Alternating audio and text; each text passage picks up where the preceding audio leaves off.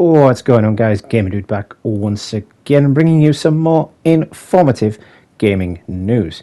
But before we begin, y'all know the routine, or at least I hope you do by now. Please make sure you smash that like button and drop me a subscribe if you are new to the channel. Same applies if you are a returning viewer. Now then,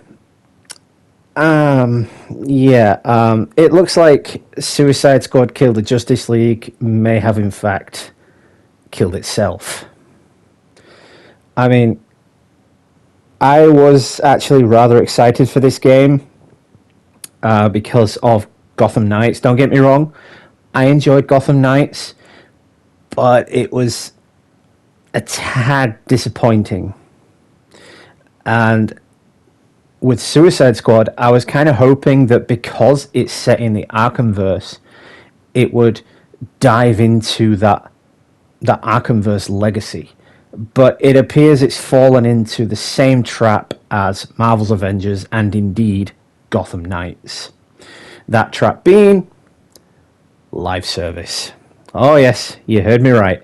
It looks like it's going to be a floaty looter shooter with a cosmetics-only battle pass. Which, yeah, Avengers did. But anyway, let's get on with the video. Let's dive into it. Let's find out what this entails, what it means, and go over anything I have found. So, Suicide Squad Kill the Justice League has recently gotten a lengthy demonstration at PlayStation's State of Play event, which clarified several things about what kind of game Rocksteady's long-awaited return to the DC Universe really is. And it turns out it's looking like it's going to be a game with lots of floaty air combat, lots of noise, lots of loot and gear with scores and weapon classes. So the scores, Gotham Knights, as you can see on the screen, getting XP for scoring and damaging and whatnot. Weapon caches, again, same as Gotham Knights, really, and Avengers, opening the chest to get some kind of better gear.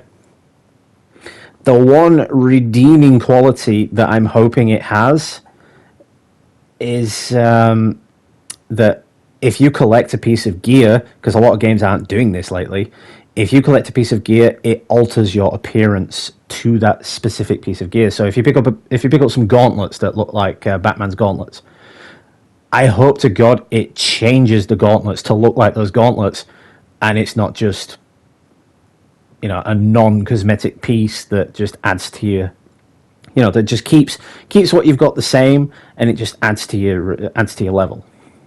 Because that would be really disappointing. I mean, I suppose Gotham Knights did this a little bit. You know, they had all the different suits, and you could modify them, but you couldn't really do that with any specific set of gear that you picked up. You know, if you picked up a specific set of gear, you were stuck with it looking that way, and you could just alter its appearance slightly.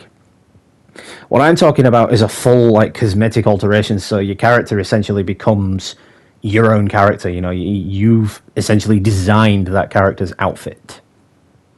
And games like that, they do seem to be moving away from that kind of thing in recent years, and it's really disappointing, because they're going along with this whole, oh, let's introduce a cosmetics battle pass so we can have people pay for them instead, because it's a well-known name with a well-known brand slapped on it. Suicide Squad, you know, Arkhamverse, Rocksteady.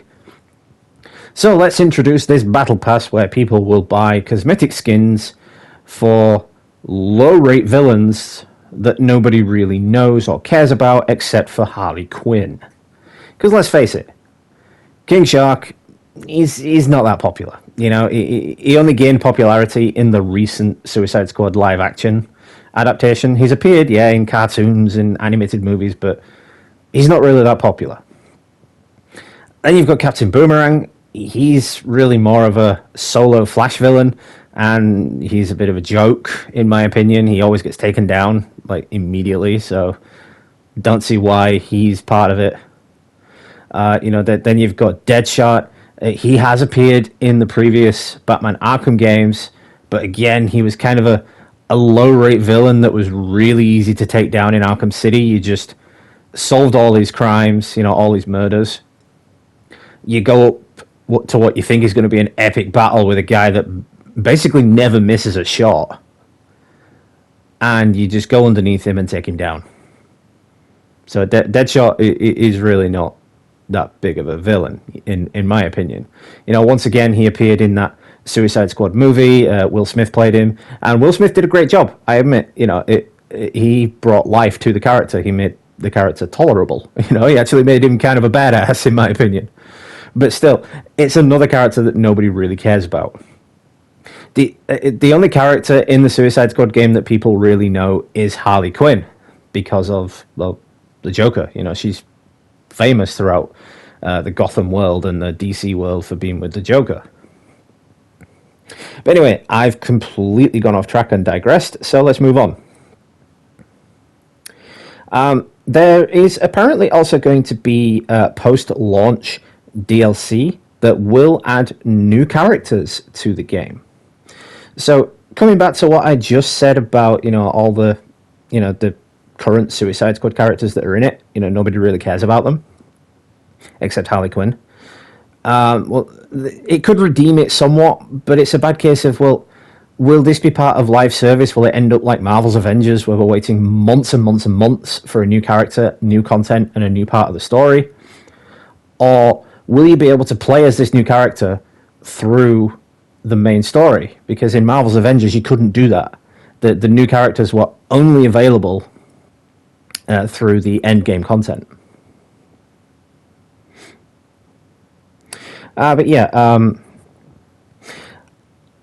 you kind of watch that gameplay and think, yes, a video game, by which I mean a collision of market research and mid-term brand strategy designed to cater to an executive's idea of why Ubisoft's share price was higher than theirs in 2016. Just saying. But by this, I mean it's the sort of game its own developers might praise for having so much content. Again, Avengers. Or for being loud and unapologetic and in your face. Again, by which I mean the sort of game that makes me feel like I'm wasting my time just by putting it in the console, really. Of course, it might be good. I don't know. Don't hate on something before you've tried it, is what I always say. And I've had this debate with numerous gamers, because there were games that got review bombed before they even came out. Same thing happened to Gotham Knights. It got review bombed weeks before it came out, and that's because people were leaking it, getting early access, and they were review bombing the hell out of it. And they wanted everybody to hate it before it even came out. They basically didn't want people to buy this game at all. They wanted it to flop. And, well, it kind of did and it didn't, It was its own thing. It was an interesting take. I'll give it that. But yeah, you see what I mean. But yeah, not everything in the trailer that we saw was news. We already knew from some screenshots that were leaked a few months back that the Suicide Squad would have a battle pass. That's been public knowledge for quite a while now. Although, it's good to know it is only for the cosmetics. I'm happy at that. I mean, at least that's what we seem to think now. I'm gonna go with the hope that it is only for the cosmetics right now, and not hang my head in shame a few months down the line when it turns out that battle pass is actually for all the extra content that they are promising with the new characters coming in the post-launch content.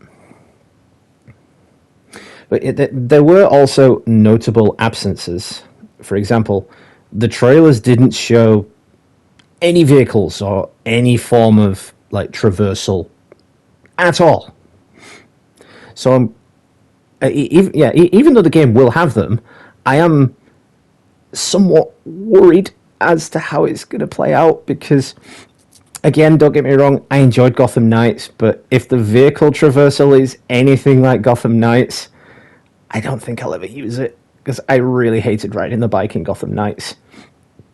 And really, the same in Arkham Knight. I mean, that Batmobile, when you first get it, it's absolutely brutal, it's amazing, it's fantastic.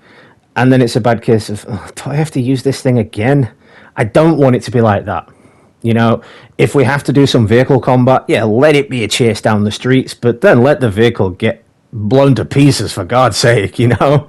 Don't keep making us do a bunch of vehicle combat in the street. That would just completely ruin it for me.